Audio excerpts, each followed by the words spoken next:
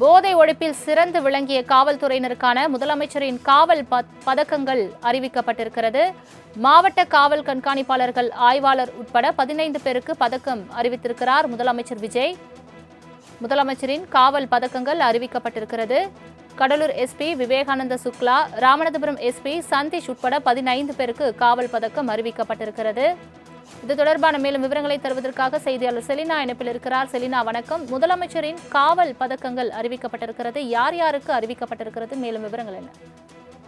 2026ஆம் ஆண்டு சர்வதேசிய போதை ஒழிப்பு மற்றும் சட்டவிரோத கடத்தல் தடுப்பு தினத்தை ஒட்டி தற்போது முதலமைச்சர் விஜய் காவல் பதக்கங்கள் என்பது அறிவிப்பு வெளியிட்டிருக்கிறார். காவல்துறை அதிகாரிகள் மற்றும் காவல் ஆளுநர்களுக்கான முதலமைச்சர் பதக்கம் என்பது அறிவிப்பு என்பது வெளியிடப்பட்டிருக்கிறது. மாநிலத்தின் போதை பொருள் உற்பத்தி மற்றும் சட்டவிரோத கடத்தல் சிறந்து விளங்கிய காவல்துறை அதிகாரிகள் மற்றும் அது உரிய இருக்கக்கூடிய அதிகாரிகளுக்கு போதைப் பொருள் உற்பத்தி மற்றும் சட்டவிரோத கடத்தல் சிறப்பு பணிக்காக தமிழ்நாடு முதலமைச்சரின் காவல் பதக்கம் 2023ஆம் ஆண்டு முதல் வழங்கப்பட்டு வருவதாகவும், இந்த நிலையில்தான் அதன் அடிப்படையில் 2026ஆம் ஆண்டிற்கான அந்த காவல்துறை பதக்கங்களுக்கான அந்த அறிவிப்பு என்பது வெளியிடப்பட்டிருக்கிறது.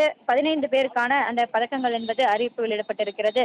விவேகானந்தா சில்கா, அதே போல சந்தீப் ரத்தோர், லக்ஷ்மணன், மனோஜ்குமார், கண்ணன், காமராஜ், அருண், ராஜ்குமார், கார்த்திகேயன், அதே போல ராமர், ஐயப்பன், பிரேம்குமார், செந்தில்குமார் உள்ளிட்ட 15 பேருக்கான அந்த காவல் பதக்கங்கள் என்பது அறிவிப்பு வெளியிடப்பட்டிருக்கிறது. இன்று போதை ஒழிப்பு என்பது தினமாக கொண்டாடப்பட்டு வரக்கூடிய நிலையில் இந்த 15 பேருக்கான அந்த பதக்கங்கள் என்பது வழங்குவதற்கான அறிவிப்பு என்பது வெளியிடப்பட்டிருக்கிறது.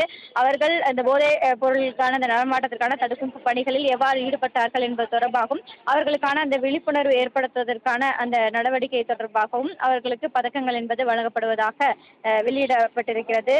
குறிப்பாக வினோத்குமார் சுல்கா என்பவர் 28/12/2020 அன்று இந்திய காவல் பணியில் சேர்ந்து ராணிப்பேட்டை மாவட்டம் மற்றும் திருவள்ளூர் மாவட்டங்களில் காவல் கண்காணிப்பாளராக பணியாற்றி வந்ததாகவும், இவர் தொடர்ச்சியாக இந்த போதைப் பொருள் ஒழிப்பு தொடர்பான விசாரணை நடத்தி தொழில்நுட்ப பகுத்தாய்வு மற்றும் திறனை மேம்படுத்துவதற்கான மாநிலங்களுக்கிடையேயான சர்வதேச அளவிலாக செயல்பட்ட அந்த போதைப் பொருள் வலிமையும், அதே போல பொதுமக்களுக்கு பாதுகாப்பாக இருக்கக்கூடிய பணிகளையும் மேற்கொண்டதற்காக அந்த பதக்கங்கள் என்பது வழங்கப்படுவதாக தெரிவிக்கப்பட்டிருக்கிறது.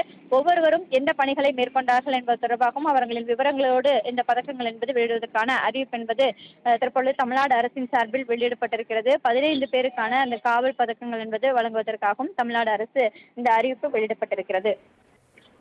தங்களின் முழு விவரங்களுக்கு நன்றி செலினா.